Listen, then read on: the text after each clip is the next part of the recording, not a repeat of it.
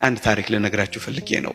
ጄሮም የተባለ የቤተክርስቲያናችን ሊቅ ለብዙ ዘመን ሲተረጉም የነበረውን የትንቢተ ኢሳይያስ መጽሐፍ በጌታችን የልደት በዓል ለክርስቶስ ስጦታ ሊሰጥ አንድ ዋሻ ውስጥ ገባላችሁ። እውነተኛ ታሪክ ነው የምነግራችሁ።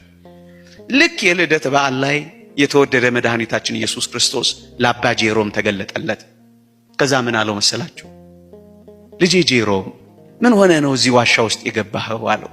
ጌታዬ ሆይ ዓይኔን ያፈዘዝኩበትን ጉልበቴን ያደነዘዝኩበትን ይህንን ስጦታዬን ለልደት በዓልህ ልሰጥህ አዘጋጅቼልህ ነው። የኢሳይያስን ትርጓሜ ስጦታ አድርጌ ልሰጥህ ነው አለው። ልጄ ጄሮም ጥሩ ነው ያደረከው፣ ግን እኔ ይሄን ስጦታህ አልቀበልህም አለው።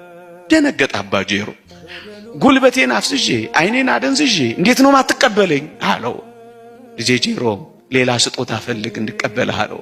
እንግዲያውስ አፌ ኮቸችላ እስኪመስል የጾምኩበትን በረሃ ወርጄ የተጋደልኩበትን አንተን ለመመስከር መናፍቃንን አፍ ባስያዝኩበት ዋሻ በገባሁበት በትህርምት በቆየሁበት በዚህ ተጋድሎዬ እሱን ውሰደው፣ ይህን ስጦታ አድርጌ ልስጥህ አለው።